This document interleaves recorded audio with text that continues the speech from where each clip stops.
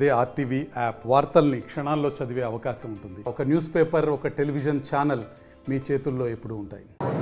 వాళ్ళు కలవడం తప్పిస్తే వాళ్ళు చేసింది ఏంటి అని అడుగుతున్నాను. వాళ్ళకి ఇప్పుడు వచ్చిన సీట్లు కూడా డిపాజిట్లు రాకుండా పోతాయని చెప్పి పాపం బాధపడుతూ మెట్రో రైల్ పైన కలుస్తామంటారు, దానిపైన కలుస్తామంటారు. మళ్ళీ వాళ్ళు సిగ్గు లేకుండా ఇంకా కాంగ్రెస్ బీజేపీ ఒక్కటని మాట్లాడడం ఎంతవరకు కరెక్టో నాకైతే తెలీదు. ఎందుకంటే బీజేపీతో మేము అనుసంధానం కాదు కదా, జత కట్టడం అది కళ. ఎందుకంటే వారి సిద్ధాంతం మతతత్వ రాజకీయాలు, అవి మేము చెయ్యము. రాముడి పేరు మీద రాజకీయం, ఈరోజు ఎంపీ ఎలక్షన్స్ వస్తున్నాయని రాముడి పేరు మీద రాజకీయం చేస్తున్నారు. మేము ఎక్కడ కూడా రాజకీయాలు చేయలేదే. రాముడిని అందరం కొలుస్తాం, రాముడు అందరూ. హిందుత్వం అనేది ప్రతి ప్రజలు ఇక్కడ ఉన్న హిందువులే. మరి మీరు చూసినట్టయితే హిందూ ముస్లిమ్స్ అందరూ కలిసి కూడా పని చేస్తారు. ఎస్సీ ఎస్టీ బీసీ మైనారిటీలకి పెద్దపీట వేస్తుంది కాంగ్రెస్ పార్టీ. ఇట్లా మతాల పేరు మీద మిమ్మల్ని విడగొట్టి రాజకీయాలు చేయడం నేను ఖండిస్తా. ఏ దానిపైన వచ్చినా కూడా ముఖ్యమంత్రి గారు మాట్లాడడానికి రెడీగా ఉన్నారు. చూస్తున్నట్టయితే బీఆర్ఎస్ నుంచి వలసలు ముందుకు వస్తున్నాయి. కార్పొరేటర్లు చాలా మంది పెద్ద ఎత్తున జాయిన్ అవుతున్నారు. ఎమ్మెల్యేలు కూడా ఈరోజు చాలా మంది రావడానికి ప్రణాళిక సిద్ధమైంది.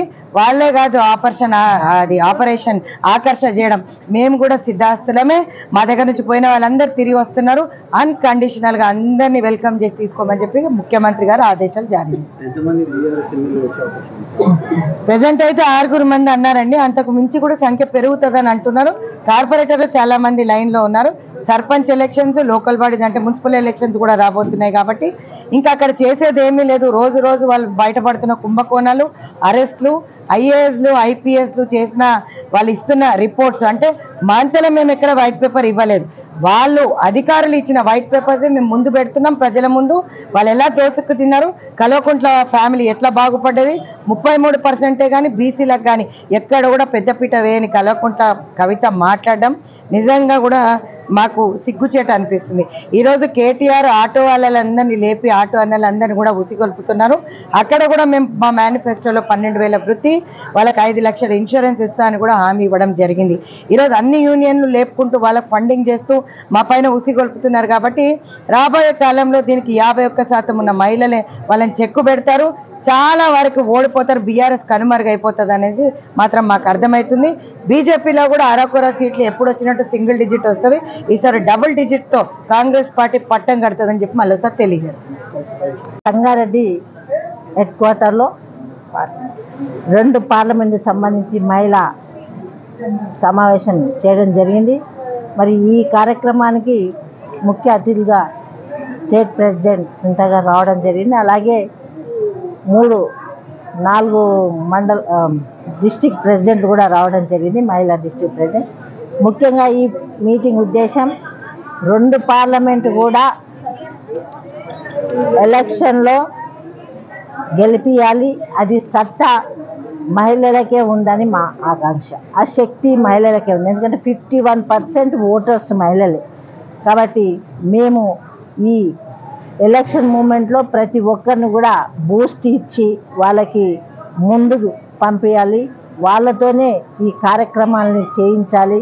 ఇప్పుడు ఇచ్చిన గవర్నమెంట్, స్టేట్ గవర్నమెంట్ 6 పథకాలు ఇవ్వడం జరిగింది. ముఖ్యంగా మహిళలకు పెద్దపీట వేయడం జరిగింది. దాన్ని దృష్టిలో పెట్టుకొని ప్రతి ఇంటింటికి, ప్రతి గడప గడపకు మరి వెళ్ళి ఈ సమాచారం ఇచ్చుకుంటూ, సమాచారం కాదు మేము అందించినాం కాబట్టే మాకు ఆ ధైర్యం ఉన్నది.